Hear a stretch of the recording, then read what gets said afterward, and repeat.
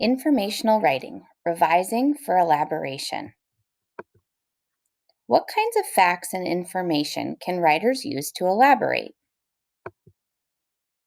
Writers can use description, statistics, such as a number fact, examples, definitions, anecdotes or a short story, quotations. Let's start with definitions. Notice how this author uses a definition to help elaborate in their piece.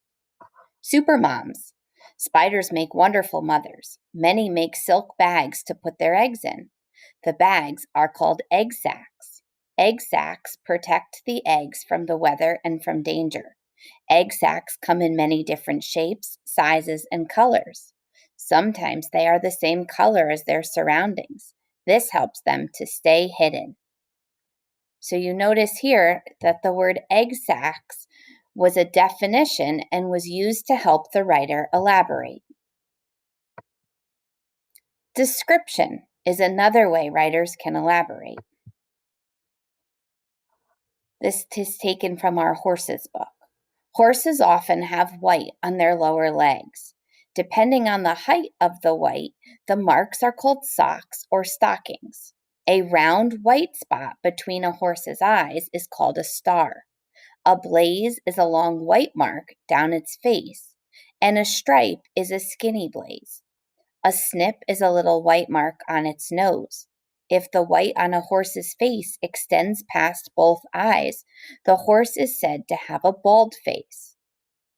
So notice the author uses lots of description here to talk about the markings of a horse. Statistic, or also known as a number fact. This is a snake book. All reptiles have bones inside their bodies. Some snakes have more than 1,000 bones. So this is the statistic right here. Some snakes have more than 1,000 bones. Examples. This is a frog book. Oh no, this is our snake book again, sorry. Most snakes catch small animals. They eat mice, frogs, fish, and birds. These snakes eat their prey live. They stretch their mouths wide open, then they swallow the animal head first. So notice here they gave examples by telling you the different things that a snake eats: mice, frogs, fish, and birds. An anecdote, or a short story. Avalanche search and rescue. A mountain's deep snow and steep slopes attract many daring skiers, but sometimes large blocks of snow break off and crash downhill, forming an avalanche. An avalanche can reach speed of almost 200 miles per hour. It's estimated that in the mountains of the western United States, 100,000 avalanches occur each year. Sometimes skiers or hikers are buried in one of these avalanches. Search and rescue dogs are brought in to help locate them. On the night of February 4th, 1989, a terrible storm raged on Wolf Creek Pass in Colorado. It was just after 10 o'clock at night when Mike Moore, a snowplow driver for the Colorado Department of Transportation, stopped his plow to adjust the blade angle. Suddenly, an avalanche came roaring down and struck him. He was thrown to the side of the road and buried. Almost an hour passed before anyone noticed he was missing. Then finally, the call for rescuers went out.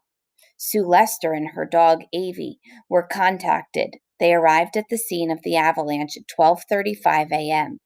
Luckily, the avalanche hadn't buried the snowplow, so Avie was put in the vehicle's driver's seat to get Mark Moore's scent. Within minutes, Avie had sniffed out the buried man. Shovelers dug down 5 feet and uncovered Mark. Mark Moore survived, even though he'd been buried for 3 hours. This is highly unusual. Luckily, Mark was holding one of his hands in front of his face when the avalanche buried him. This enabled him to carve out a space in the snow around his face, which gave him some breathing room. I'm going to pause there. You'll notice that this is about avalanches and search and rescue, but it includes this short story about Mark Moore. Quotations, meaning you take information from a source and you quote what that author says in your piece. You might interview someone as well and get somebody to give you a specific saying or quote that you take from the interview to discuss a topic.